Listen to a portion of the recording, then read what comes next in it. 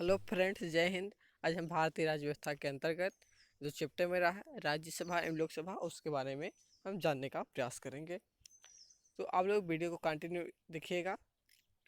अगर आपको वीडियो पसंद आती है तो वीडियो को लाइक करिएगा, अपने दोस्तों तक शेयर करिएगा और कमेंट बताइए कि आपकी वीडियो कैसा लगा। हमने यहाँ पे उन सभी प्रश्नों को एग्जिस्ट किया है जो भी कंपीटेटिव एग्जाम में बार बार पूछे जाते हैं, जिसका एग्जाम में आने के चांसेस है।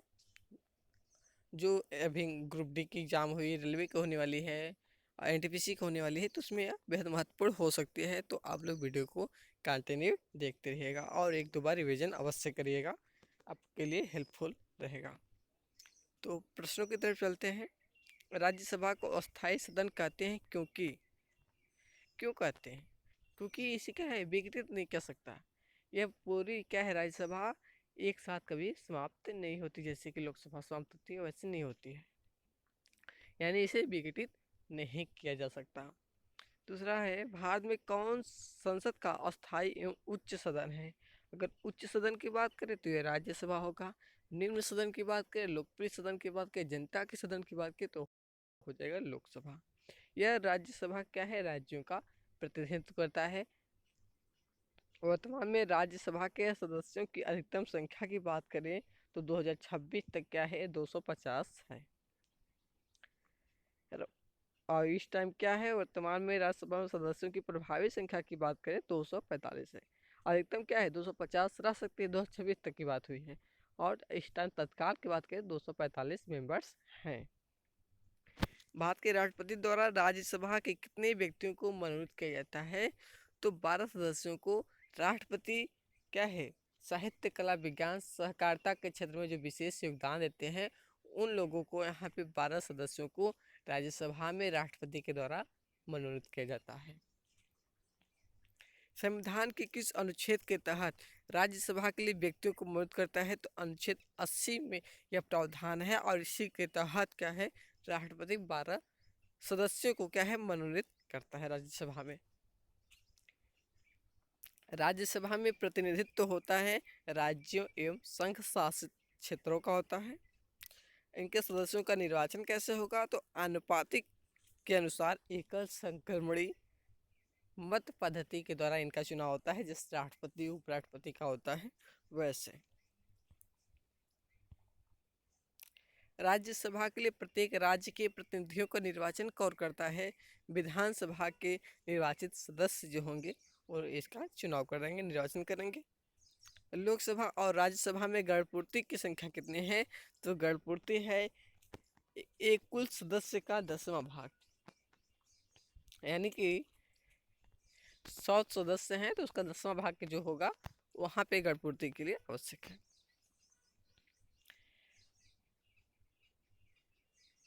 यानी कि राज्यसभा में गणपूर्ति के लिए संख्या कितना है, 25 रखी गई है, क्योंकि 245 है तो वहाँ पे हमारा 25 आएगा, 100 में 10 आ रही है। राज्यसभा में राज्यों का प्रतिनिधित्व किस बात पर निर्भर करता है? राज्य की जनसंख्या पर। राज्य की कितनी जनसंख्या है उसके अनुसार प्रतिनिधित्व भेजे जाते हैं। जैसे 10 लाख के एक सदस्य की व्यवस्था थी पहले, तो वही चल रही है अभी। राज्यसभा में किस राज्य के प्रतिनिधियों की सर्वाधिक संख्या है? तो यह उत्तर प्रदेश होगा, क्योंकि यहाँ की जनसंख्या ज़्यादा है तो यहाँ पे ज़्यादा प्रतिनिधित्व यहाँ से जाते हैं राज्यसभा में। उत्तर प्रदेश से राज्यसभा के लिए कितने सदस्य चुने जाते हैं? 33, क्योंकि जो राज्यसभा की सीटें हैं 31 सीटें हैं जो वहाँ पे जाते हैं। किस संघ शासित क्षेत्रों का राज्यसभा में प्रतिनिधित्व है? दिल्ली और पांडिचेरी। और वही लोकसभा की बात करें तो 80 सीटें हैं, मतलब लोकसभा की उत्तर प्रदेश में। किस संघ शासित क्षेत्र का राज्यसभा में प्रतिनिधित्व है? तो दिल्ली और पांडिचेरी का, क्योंकि यहाँ पे विधानसभा भी है। बिहार से राज्यसभा के लिए कितने सदस्य निर्वाचित होते हैं? तो 16 हो जाएंगे। राज्यसभा के सदस्य के लिए आयु संबंधी अर्हता क्या है? वह 30 वर्ष से कम न हो, यानी 30 वर्ष की आयु पूरी कर चुका हो तभी वह राज्यसभा का सदस्य बन सकता है। जैसे विधान परिषद के लिए 30 वर्ष होता है, वैसे राज्यसभा में 30 वर्ष होती है। इनके सदस्यों का कार्यकाल कितना होता है? तो 6 वर्ष होता है। और उनके सदस्य प्रत्येक 2 वर्ष बाद क्या है, मतलब वो हटते हैं और उनके स्थान पर नए लोगों का चुनाव हो जाता है।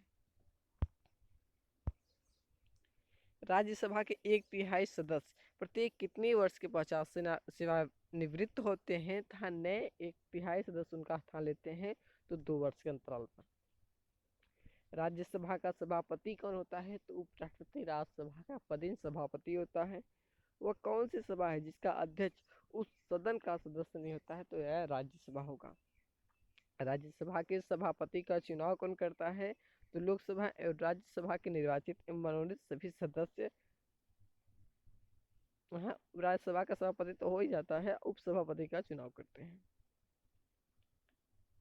किस निकाय की अध्यक्षता गैर सदस्य करता है? राज्यसभा, क्योंकि वह उपराष्ट्रपति होती है।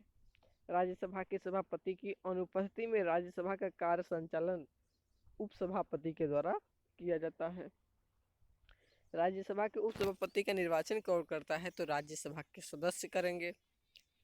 राज्यसभा के द्विवार्षिक चुनाव की अधिसूचना कौन जारी करेगा? तो निर्वाचन आयोग। राज्यसभा के सदस्यों का निर्वाचन राज्य के विधानसभा के निर्वाचित सदस्यों के द्वारा किया जाता है। किसके संबंध में राज्यसभा को लोकसभा के अपेक्षाकृत अधिक अधिकार प्राप्त है? अखिल भारतीय सेवाओं के सृजन के संबंध में लोकसभा से ज्यादा अधिकार इन्हें प्राप्त है।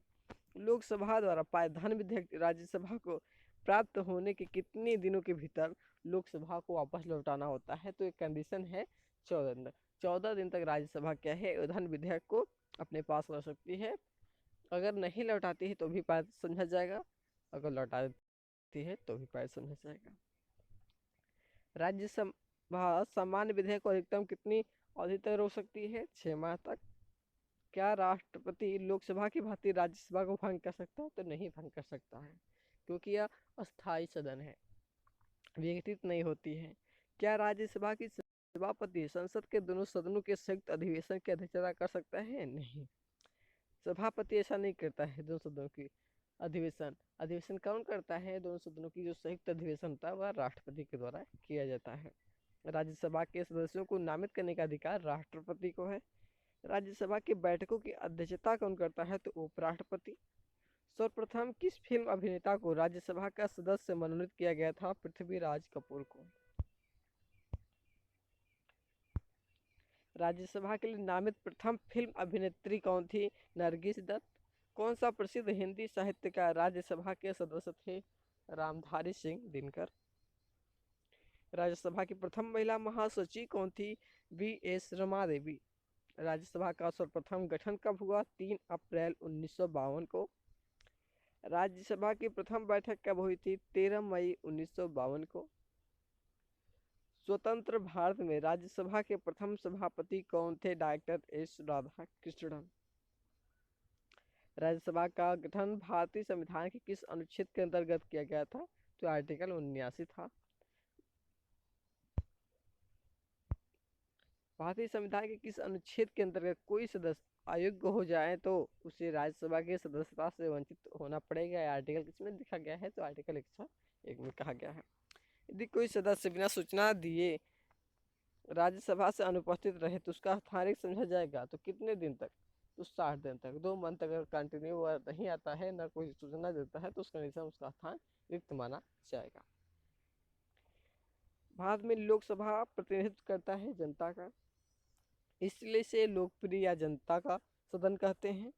भारतीय संविधान के किस अनुच्छेद में लोकसभा के गठन के संबंध में प्रावधान है? तो अनुच्छेद 81 एवं 331 में इनका प्रावधान किया गया है।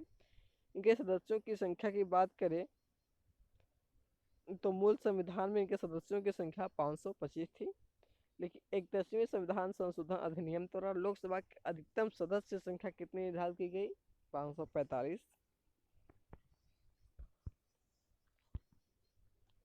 और लोकसभा की अधिकतम संख्या कितनी हो सकती है? तो 552 हो सकती है। वर्तमान में लोकसभा के कितने सदस्यों को राज्य की जनता सीधे निर्वाचित करती है? 530 सदस्यों को। वर्तमान में संघ शासित क्षेत्रों की जनता लोकसभा में अपने कितने प्रतिनिधित्व को निर्वाचित कर सकती है? भेजती है 13। भारत के राष्ट्रपति आंग्ल भारतीय समुदाय के कितने प्रतिनिधियों को लोकसभा में मनोनीत करती है? तो 2 हो जाएगा। भारत के राष्ट्रपति द्वारा लोकसभा में आंग्ल भारतीय समुदाय के 2 सदस्यों को किस अनुच्छेद के अंतर्गत मनोनीत किया जाता है? तो आर्टिकल 331। लोकसभा के निर्वाचन क्षेत्रों के सीमा निर्धारण पहली बार कब किया गया था? 1972 में। लोकसभा में राज्यों को किस आधार पर सीटें आवंटित होती है? जनसंख्या के आधार पर। वर्तमान लोकसभा में प्रत्येक राज्य के लिए सीटों का आवंटन किस जनगणना के आधार पर आधारित है? 2001 की जनगणना पर। अभी 2001 की जनगणना चल रही है। लोकसभा में राज्यवार सीटों का आवंटन 2001 की जनगणना तक पर आधारित है। यह निर्धारण किस वर्ष तक यथावत रहेगा? 2026 तक। लोकसभा के एक निर्वाचन क्षेत्र कम से कम कितनी जनसंख्या का प्रतिनिधित्व करती है? तो 12 लाख जनसंख्या पर एक सांसद होते हैं।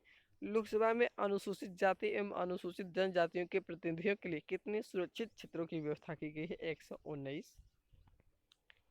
लोकसभा के लिए प्रथम आम चुनाव कब हुआ था? 1952 ईस्वी में। भारत में अब तक लोकसभा के लिए कितनी बार चुनाव हो चुके हैं? 16 बार। लोकसभा का चुनाव लड़ने के लिए इच्छुक व्यक्ति की न्यूनतम आयु 25 वर्ष होनी चाहिए। इनका चुनाव क्या है? जनता के द्वारा प्रत्यक्ष निर्वाचन द्वारा होती है। भूतपूर्व संसद सदस्यों के लिए पेंशन की व्यवस्था कब लागू की गई थी? 1976 में। जब सदन में महत्वपूर्ण मामलों पर विचार होता है तो उस समय को कहा जाता है शून्यकाल। बजट पहले किसके द्वारा पारित किया जाता है? लोकसभा द्वारा, फिर राज्यसभा में जाती है। भारत के कौन सा राज्य सबसे अधिक प्रतिनिधि लोकसभा में भेजती है? उत्तर प्रदेश। लोकसभा में किस शासित क्षेत्र के सर्वाधिक प्रतिनिधि निर्वाचित होते हैं? दिल्ली। लोकसभा के सदस्यों का कार्यकाल 5 वर्ष होता है। लोकसभा के बैठक के अंतिम से दूसरी बैठक की तिथि के बीच कितने समय का अंतराल होना चाहिए? 6 माह। लोकसभा का विघटन राष्ट्रपति के द्वारा प्रधानमंत्री की परामर्श से किया जाता है। आपातकाल के दौरान संसद लोकसभा का कार्यकाल एक बार में कितने समय के लिए बढ़ा सकती है? तो 1 वर्ष के लिए।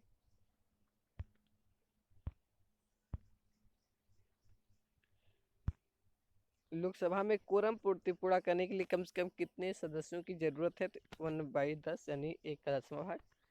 लोकसभा के किस सदस्य की सदस्य संख्या कितने दिनों तक लगातार अनुपस्थित रहने पर समाप्त होगी? 60 दिन। लोकसभा सदस्य अपना त्याग पत्र लोकसभा अध्यक्ष को देंगे। लोकसभा के कम से कम कितने सत्र बुलाए जाते हैं? वर्ष में 2 बार। लोकसभा की समान अवधि बढ़ाई जा सकती है संसद द्वारा पारित अधिनियम से। किसके सलाह पर राष्ट्रपति लोकसभा को कार्यकाल पूरा करने के पूर्व भंग कर सकते हैं? तब प्रधानमंत्री के सलाह पर। किसे लोकसभा के अभिरक्षक कहा जाता है? तो लोकसभा अध्यक्ष। लोकसभा के अध्यक्ष को कौन चुनता है? लोकसभा के सदस्य चुनते हैं। अस्थायी लोकसभा को कौन नियुक्त करता है? राष्ट्रपति। लोकसभा का नेता कौन होता है? प्रधानमंत्री हो जाएगा। किसी विशेष दिन लोकसभा में अधिकतम कितने तारांकित प्रश्न पूछे जा सकते हैं? तो 20 हो जाएगी। लोकसभा का नेता की बात करें तो प्रधानमंत्री हो जाएंगे। किसी विशेष दिन लोकसभा में अधिकतम कितने तारांकित प्रश्न पूछे जाएंगे? 20। मतदाता संख्या की दृष्टि से देश का सबसे बड़ा लोकसभा निर्वाचन क्षेत्र है मल्काजगिरी। भारत में क्षेत्रफल की दृष्टि से सबसे बड़ा संसदीय निर्वाचन क्षेत्र कौन है? लद्दाख, जम्मू कश्मीर। भारत में क्षेत्रफल की दृष्टि से सबसे छोटा संसदीय निर्वाचन क्षेत्र कौन है? लक्षद्वीप। अविश्वास प्रस्ताव किस सदन में लाया जाता है? लोकसभा में। लोकसभा में अनुसूचित जाति एवं अनुसूचित जनजातियों के लिए सीटों का आरक्षण संविधान के किस अनुच्छेद में उपबंधित है? तो आर्टिकल 330।